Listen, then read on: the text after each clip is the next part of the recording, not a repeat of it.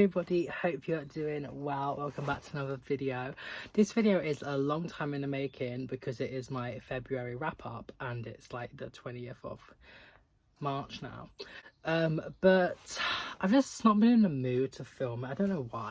But yeah, so I hope to do this quite quickly because usually my wrap-ups go on for so long because I just talk and talk and talk. But there's quite a few books in here that I've already made like videos on, or like I plan to make like certain specific review videos. So yeah, but I probably honestly, like I know myself, I'm probably just going to go on tangents.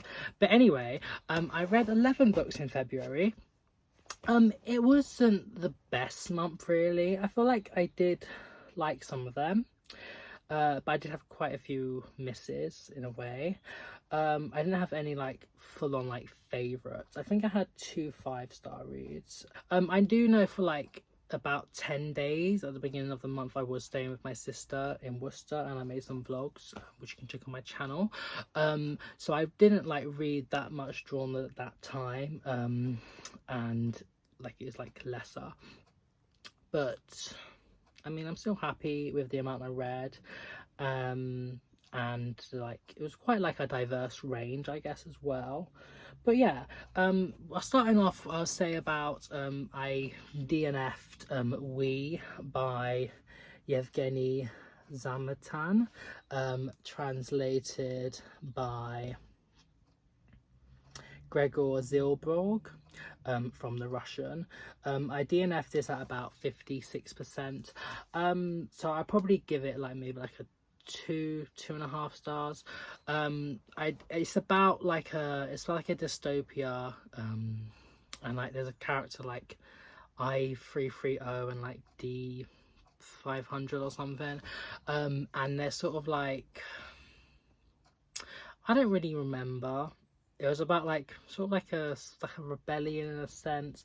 I know it's meant to be inspired like 1984 and some other like dystopia books, but I just really was not interested in it at all. I didn't really like the writing or like the characters, or like I just didn't want to finish it. Decided to DNF it about like in the middle of the month, but I hadn't read any from them. I only like read a bit on the first, so that's what I'm just going to talk about then. But yeah, and then the next book I actually read on the train up to Birmingham. This is Tough Pleasures by Tony Wilkinson with an essay by Susan Bright. I got this through NetGalley. And I quite enjoyed this. I gave this book 3.5 stars. It's a photography book, so it's quite hard to review in a way, but yeah, it's basically a collection of photographs by Tony Wilkinson, which is like with a like diverse range of Australian women and girls, and they're all holding like a piece of food. And they're in like different like poses with different backdrops and things. And yeah, it's like quite different. What I do really like about it is that all these women are like normal women. And there's a really good quote that was in the essay which describes like what they are, like for the women. It says, these are women who make up a community, stern, shy, lacking in self-confidence, bold, silly, funny. All the emotions as all women possess. They are normal women who we see on the street, in the supermarkets, at the doctors. They are women we work with and who live quite undramatic suburban lives. They are you and I. They are important, they are the majority, but are also so often overlooked. So yeah, I did quite like the pictures, not all of them, but most was fine. I think my favourite one was the one called Maria with red capsicum. Actually I'll put a picture here. I just felt like it was just really nice photography, like how she was posed and like how the light hit her like skin. It was like glow, and it was just, and like the red just looked really nice. So yeah, I did think the essay was quite good because it was an interesting reading. It like helped you to analyze the photographs, and like it's not telling you what to think, it's just like it helps you try and bring messages out. And it talks about like the relationships between like gender and like food, like femininity, sexuality, like consumption, dieting, which I did like, didn't really see that much before, but it did make quite a lot of sense. It was fine, but like I wouldn't read it again. It's probably more maybe like if you want to study the images and like more interested in the relationship between like food and like gender and stuff. But overall I thought it was fine.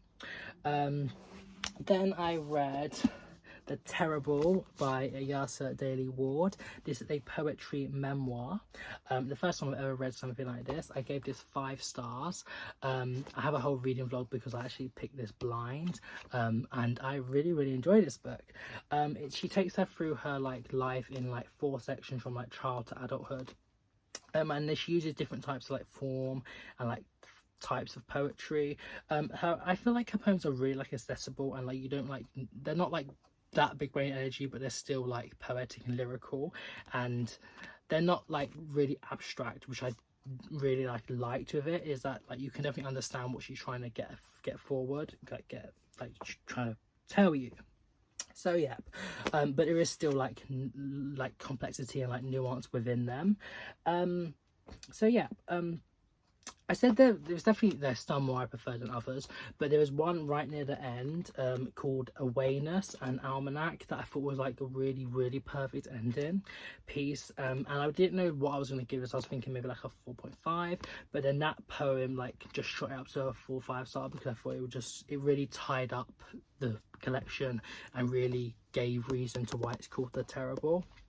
So yeah, so it's about her like growing up in Chorley with her brother and their relationship with their mum Marcia and her like grandparents, and then she moves to like Manchester and London, and talks about like different people in her life and like jobs and like living like whilst you're young, like youthful excess like outlook. And then there's a death in the family which really impacts her and her brother Rue like mental health, and this is touched on. And yeah, so I don't want to like spoil what happens because like, I mean, it's a memoir, so I don't really know if I can, but like also I definitely would so recommend this.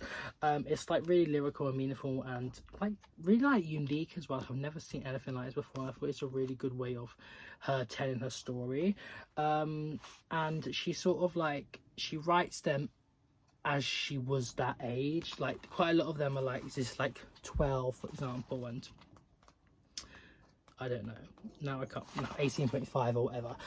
So it's sort of like meant to be her at that age, but then there's also ones that are like proper names, like 12 minutes past 1 and stuff. So yeah, I underlined quite a lot of here and like starred bits and stuff. Definitely want to go back to it and see if I can get more. Also, we've got her collection Bone, which I need to read. So yeah, so I'm excited to read that, and I would really recommend this book. Then I listened to the audiobook of Sounds Like Fun by Brian Moriarty. I had the ebook that I got through NetGalley like quite a while ago, but every time I went to pick it up I just wasn't interested. So then when the audiobook came on there available, I requested it and I got it, and I was going to read them together, but it was whilst I was away still, so I was just like on like these long bus journeys, so I was like, I'm just going to listen to the audiobook, and I really enjoyed this. So I ended up giving it 4.25 stars. I really loved the audiobook because it's read by Moriarty himself, and he has like an Irish accent because he is Irish, and the main character Owen is Irish, so I definitely felt like it lent well to like the main character and like really like bringing him to life. And just in general was a really like a great listen because his accent is just like, it's really like I love Irish accents. It's just, he just sounds so nice, and it's so like, it's just really clear and just like it's lovely to listen to. So yeah, so I definitely want to read some, like listen to some more Irish or narrators, also like Welsh as well. I just feel like it just sounds nice. But yeah, so the basic plot is we follow Owen, and it's like a first person account. His boyfriend of 5 years, Richard, suggests that they have like an open relationship, saying that it might be fun, it sounds like fun, but he's not really like too keen at first, so he's like, okay. And then he also works at a cafe, and like he's sort of like basically he's like an acting manager, because the manager's like off, like just like, what's the word, MIA, missing action, yeah. So yeah, And he hires a new employee, James, who like makes him think different about like his own relationship and stuff. And yeah, there's definitely more to the story, but I don't want to like spoil the things. I did really like how like Owen considered like this idea of like who he was and like how he could like express himself in certain like places and with certain like people, and like that I felt like it was a really good like message of like who actually is him. Is he like the himself when he's like just on his own, or like, with his boyfriend, or like his friend Jax, or like at the cafe and stuff, like who actually is his personality. And I feel like this interaction was really like interesting. So yeah, and like he definitely has like some ups and downs, but he definitely has like character growth, and I really loved his character. There is also like the other characters were really good as well. Like James, he was well developed and I really liked him. Rich was okay, like a little bit one-dimensional, but like he was all right. Jax was fun and like a really good, like a good friend. Billy, who was like an employee, he was clumsy, but he was really adorable and sweet. And yeah, nearly all of them had their pros and cons, and like they were like real characters. It's like set in London, by the way. But he has like flashbacks and stuff like to when he was in Ireland, and like talking with his like sister and like all the things as well. So I really enjoyed this. So I don't think that Moriarty was going for like a really impactful novel. Like I don't feel like it meant to like change your life or whatever. But I definitely feel like the messages put forward were good and I resonated with them. And it's a very like light-hearted read, really like easy going. And I don't like smut, but like the sex scenes were just like implied and like occurred off the page, which I really appreciated. And like there was like no real trigger warnings like at all. Like it was a very pleasant, enjoyable reading experience. And also there's like some like Northern London specific references, like places like Wood Green and Crouch End, and like there are things like that which like I know because I live in North London. And I really appreciated it. I really liked it. So yeah, it was a very good book. I definitely recommend it. Then I read Different for Boys by Patrick Ness. I made a whole review on this book, which I'll link up there. I gave this 2 stars. I didn't like this book really like much at all. It's very short, and like there's some illustrations and stuff, but I'm annoyed I read it. So I talk more about why I didn't like it in that video, but it's basically about Ant, and he's like at school, like he's 16 I think, and it sort of like explores the idea of like virginity and like how and when you lose it, and like is it different for boys like him, boys who like boys. And he talks about his different relationships with like different characters, like his like friends and stuff. His longtime friend Charlie, who like they've been like doing things at home, like ... things, but like he's openly homophobic and he's just like saying, or they just like practice it and stuff. So yeah. Freddie, who just wants Ant to like join the rugby team. Their like ex-friend Jack, who is sort of like the butt of Charlie's like homophobic jokes, but he doesn't really care. So yeah, so and then there's like an incident and then like the aftermath, and yeah. So like it's okay like talking about like sort of, like sexuality and like masculinity and like friendships and stuff, but it has like really no like depth. I don't feel like the messages portrayed were very good. I really did not like the characters at all. It was so like one-dimensional and just like caricatures. And yeah, the illustrations I just felt kind of messy, but like that's beside the point. They didn't really like add anything as well.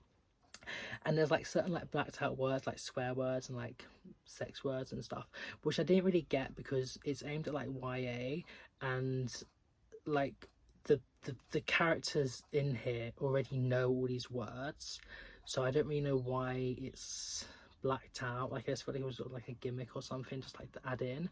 It didn't pay off. Like I didn't really get the reason for it.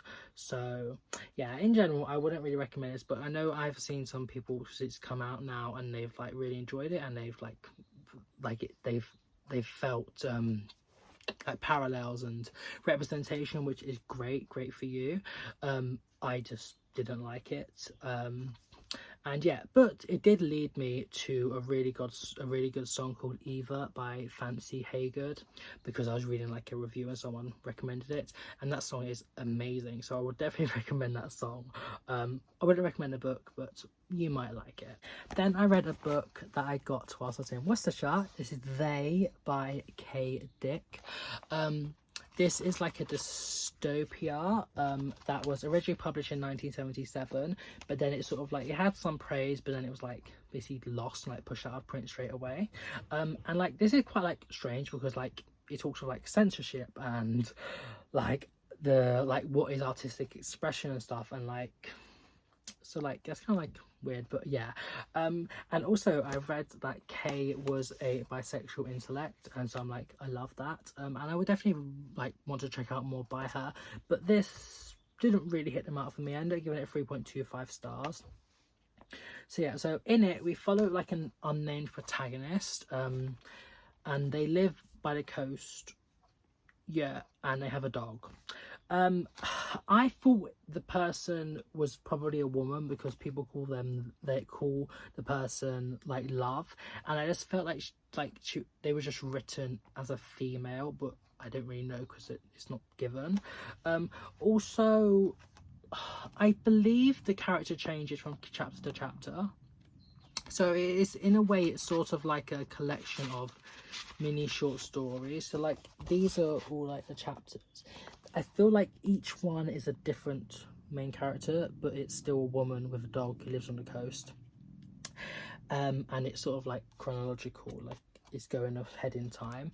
But the main reason is because like none of the other characters are ever like mentioned again.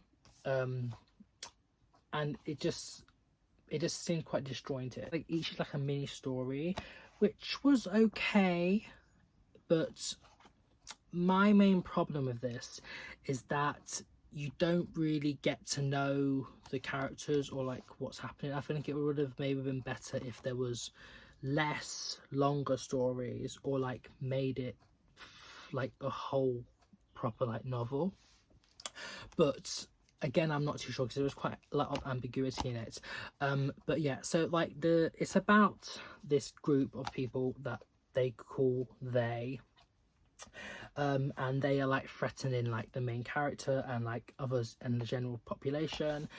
They dislike arts and artistic expression, and they like want to like confiscate, steal, and like destroy like works of human creativity, and then also like terrorizing, kidnap, and like kill offenders, and like enacting like conformity on the general population.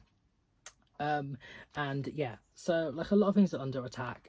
The characters attempt to like live with like the fear, but like they like put their energy into like creating works, but like it's quite like a hard thing to like do, because obviously you're like living in fear.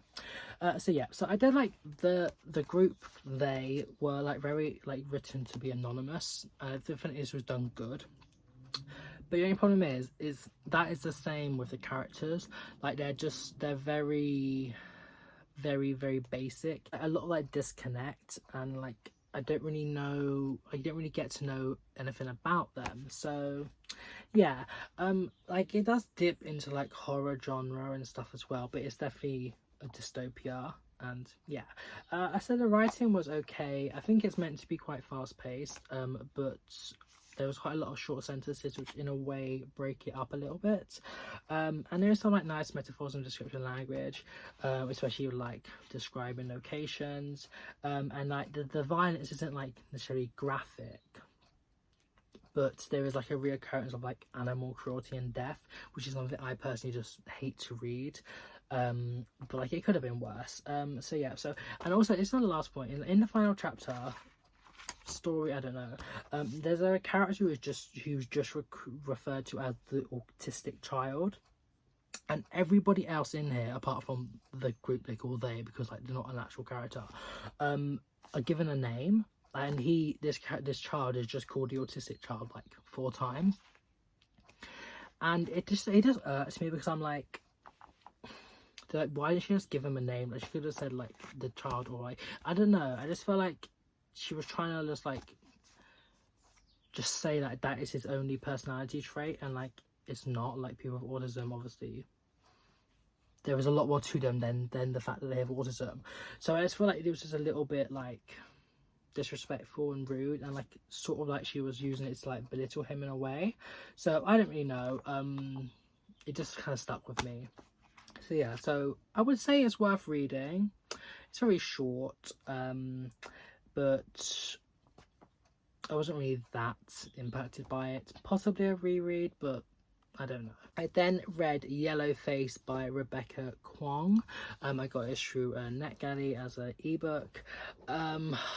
I'm going to do a whole reading vlog on it, a whole review video on this, because I have a lot of thoughts, and I ended up giving this 4.5 stars.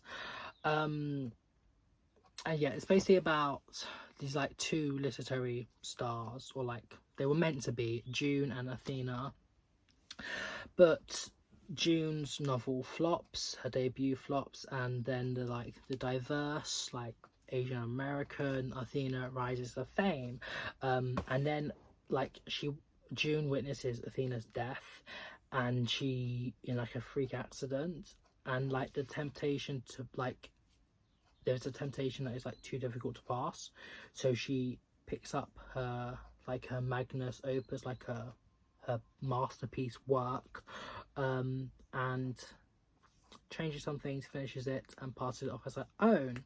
So what will happen when the Twitterati come after her? Like, what will she do to keep this secret? No more now, because you need to read the book, but that is basically the plot. I really, really enjoyed this. I feel like there's definitely a lot that I liked, and I would so recommend it. But wait for my whole review video, because I'm not in the mood to talk about it at the moment. So yeah. Then I listened to Bury and Eva Flores by Jennifer Alsaver. I also done a whole review video on this, which you can check up there. I did not like this book. I gave it 1.5 stars. Got it through NetGalley. It's basically about Sophia, who is like having her life ruined by like a fellow student who is like a TikTok sensation. Eva Flores, who like copies her like life and like frames her and all these things. And then also like Sophia's friend Morgan, it gives her like a journal, which like when she writes in it, things come to life. And just, yeah, she uses it to like get revenge on Eva, but like there's like other things happening in her home life as well. And then also another friend, Ethan, is trying to get by a car so he can get away from his like end of the world, like obsessed dad. And yeah, there was more to it, but I already wasted like 7.8 hours. I don't know why I say like that, but it's like 7 hours, 50 minutes, 40 minutes, or whatever. I don't know. I do not care listening to this, so I don't really want to explain too much. I've also made a whole video on it, but basically, there was some like good, like the angst and stuff was fine, but nothing stood out. I didn't like the characters.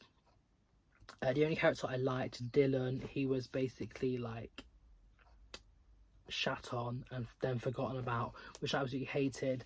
Also in the audiobook, the narrator who does like Sophia's parts, she gives Dylan like a stupid person voice, and he's meant to have like learning disabilities, and I just felt like it was really like unnecessary and disrespectful and rude. Like, she should have just like made the voice like deeper or something, but like it tried to like, I don't know, I just felt like his character was really disrespected. It also just, it dragged, the dialogue was really unrealistic and cringy, and then there's just other things that I really, just the messages were just really like bad and unhelpful, and just, yeah. So I really would not recommend this at all. I kind of hated it. It's my second worst book of the year. I dropped it from like a 1.75 to a 1.5 and a 1 on Goodreads, because honestly this book does not deserve attention. So yeah, I'm really shitting on it, but like I really hated it. So yeah, whatever. Then I read The Queering by Brooke Skipstone. I read this actually digitally because I got it through NetGalley, but then afterwards, because I gave this book 5 stars, the author kindly reached out to me through like my email and said, like, I thank you for your review, would you like me to send you a physical copy? So I said thank you, because I definitely want to give this book a reread, and I would love to read it physically, so yay. I have a whole reading vlog on this book which you can check up there. So again, I'm not going to talk too much, but it's basically about Taylor, who is a 70-year-old English teacher, and she writes like queer fiction in like Alaska under the pen name Brooke Skipstone. So it's sort of like a little bit meta. And this secret is about to like come out. And then her convicted brother, who was recently released, is also has like a target on Taylor's back. And the local neo-Nazi, racist, homophobic, like other things, but it'll be spoilers, podcaster Levi is also like wanting to attack her because he thinks she's queering America and like society. So yeah, so like there's a current day storyline, but then also in it she's writing the book of her like relationship with a girl called Brooke Skipstone, but it's Taylor. And I just talk about this relationship and sadly Brooke's death. But like we know this is not a spoiler by the way. And how like it all happens, and yeah, so that is like the basic plot lines. And there's also other characters like Grace, like she's like a student at the thing, and her like girlfriend Maddie, and also like Grace's grandma. I forgot her name, but I loved her. And yeah, I just felt like there was a lot to say in here, but definitely check out the reading vlog to know more. And I really enjoy it. Definitely, I gave this 5 stars. I definitely thought there was a lot of like good talk about like this sort of like the idea of like queer in America and stuff. And it's sort of like a thrillery as well. And the characters like Taylor and like the grandma and like Grace and Brooke are all like, and even like the bad characters like Levi and what's his name? I forgot the brother name, but whatever. Him, they're very developed characters, and like I hated them, but like there was still a lot to them. And this goes the same for like most of the characters in here. Like they all have a lot to them, and they're very realized. And I definitely felt like it was written very well as well. Like not the most lyrical thing, but it definitely flowed, and it was a 100% a page turner. Like I read it in like 2 days, and like that was quite good for like a long book. So yeah, it definitely pulls you forward, and I would really recommend this, so thank you. The penultimate book I listened to was Dear Evan Hansen by Val Emick, the like novelization of the Broadway show. I'm gonna have a whole review video on this, but I am giving it 2.5 stars. If you don't know the story, it's basically Evan. He like goes to school and he has a cast on his arm, and then sort of like the press sort of like guy that people think is like troubly, Connor. He like says like, oh, like I'll write on your cast. So he writes his big like his name on the cast, and then also like Evan is meant to be like writing letters to himself, like Dear Evan Hansen, today's gonna be a good day, blah blah blah blah, blah. And he talks something about Connor's sister in it, Zoe, because like he likes her. And then Connor like sees this letter in like the library, and he gets all like angry because he thinks he was like trying to be provoked into like act like being like psycho. So he like takes the letter, and then afterwards he took his own life, sadly. And he had this letter with him, so his parents think that's his like suicide note, like this is his last like words was to this boy Evan Hansen. So Evan is like, okay, I'm just gonna like go along with it, and he completely fabricates like a friendship. Exploration of like mental illness is done quite well, but I feel like it's quite a big stretch to say that his anxiety was too much to be, I wrote the letter, and instead no, we were best friends, and make so much up. So it like leads just like spirals and spirals of lies. I just felt like it was that was just very, I don't know, I didn't really like it.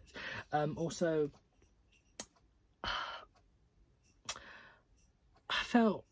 I didn't like how Connor's suicide was used as like a character like development and like plot point for the whole book, and Evan like put all these words basically into Connor's mouth and completely like fabricated the whole thing. So just that I didn't really like. The attraction between Evan and Zoe is also quite like stalkery in the book. I definitely feel like it's not extreme, but it's definitely cringy. And then like when they get together after, it's just very like, I don't know. And like they just like they don't really have any like connection. So I'm like, no. And all of the characters except Evan were quite one-dimensional. This is really particular the case with Alana, who I watched the film like before reading the book, and Alana's character has so much more to her, and it's the same with like Evan's friend Jared, and the parents as well, Cynthia and Larry and Evan's mum Heidi. Like they all have so much more like to them in the film, which is like 2 hours, and the audiobook is like 8 hours. It's like, how does that work out? Like surely it should be more fleshed out. But like specifically with Alana, like there was like so much more to her, but like she's just sort of like the do-gooder, and that's it. And like I was like, okay. And yeah, I didn't like this book. I gave it 2.5 stars. But the more I think about it, I don't know if it's worth less. I'm not too sure, but I'm gonna leave it at that for now. The Broadway soundtrack is lovely. I love the sound. I've listened to that so many times. So many great songs from it. And I saw the film. The film was good. I enjoyed it. There are some issues, but that's purely because of the plot of the story. Sorry, this is the penultimate book. Is Slava After the Fall by Pierre-Henri Gaumont. This is translated from the French by Edwin Golvin. And this is like a graphic novel comic thing about life in Russia in the 1990s after the fall of communism and like the USSR. We're following the main character Slava, and he was a political artist under like the communism, but like obviously like, there's no point now because the fighting, like he's nothing to fight for because they've lost. And yeah, so he teams up with like a capitalist like friend Dimitri, and it's sort of like this new like money focused dog eat dog world, and like they go like around like stealing stuff from Soviet buildings and like selling it off, and yeah, so then when a rival like peddlers like attacks them, a young woman Nina saves them and introduces them to her father Volodya, and other members of like this valley like mining town that's on the brink of collapse, and then like things happen and Lavin grows more greedy while Slava begins to question his morals and what he actually wants from this new country. So yeah, I definitely feel like there was a lot like to say from this book, and it talks about how like the people of Russia were just like left to fend for themselves in a way in like a new society, and like there was a lot of like changes where like lots of people still valued like hard work and like Soviet values, but everything was like money. And yeah, so I definitely feel like it was really interesting and a good talking about people of Russia in this time frame. I definitely thought that the artwork was quite pleasant. Not the most appealing to me personally, but it was definitely good, and it definitely added to the characterization and like the story. So yeah, I would give this 4 stars. I would recommend it, and I'll probably maybe make a whole review on this soon if you want to wait for that. And then the last book I read was Parallel by Matthias Lehmann, translated from German by Ivanka Hannenberger. This I gave 4.25 stars. It basically starts with the main character Carl being pushed into retirement, and he's like at a loss for like, what do I do? So his friend Adam suggests that he tries to reconnect with his daughter Hella, who disowned him 8 years ago. And then he's unsure, but then he starts beginning to look at his like old photographs and like transports him back to his like youth. That starts at the end of World War II and carries up through the 1980s, and then he decides to write Hella a letter and tell her about his failed marriages and fractured family life and his love for men. Yeah, I feel like it was really good at like it's internal, exploring this like internal and external dilemma that queer people had during the time, and how like he wants to fit into like social norms and be like normal, and like the things he's doing is also illegal. But he's sort of like he's trying to keep up the illusion of like a good like family man and husband and father, but he also has like needs and like desires that like is hard to quell down, and like it's such a big dilemma. And yeah, so I said that this quote from the book's description really perfectly sums it up. That says, Lehman poignantly depicts the story of a decades-long yearning to live an open and free life, and the price Carl and those he loves must pay for it, and how like the path to accepting yourself in a time when you're forever told that you are wrong. Like he just wants to accept himself, but he's also told wrong, and like he does things that are bad and you don't necessarily like him, but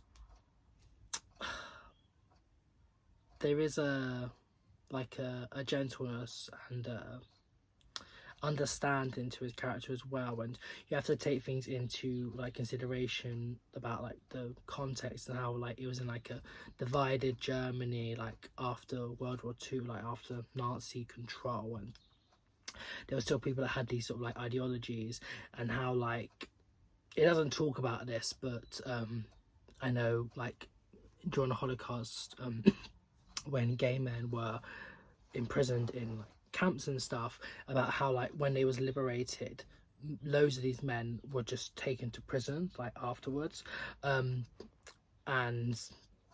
like it doesn't talk about this, but it's just I know from history, which is disgusting. But like it's sort of like,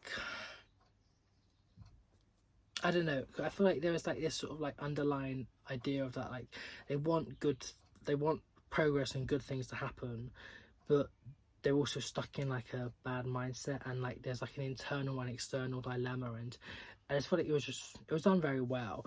So yeah, I definitely enjoyed this. I would recommend it. The artwork I thought it was executed well, and it definitely adds to the narrative. It's a little bit messy at times, but it's definitely consistent.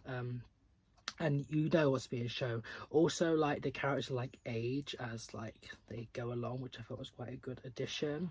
And yeah, definitely recommend this. I said I haven't read anything like set in Germany or like drawn this time before, but I'm definitely intrigued to do more of it.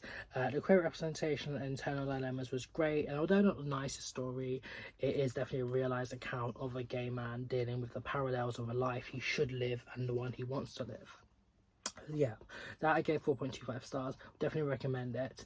I might maybe talk more over this on a whole review video, I'm not too sure, but yeah, I'm so happy I got this done.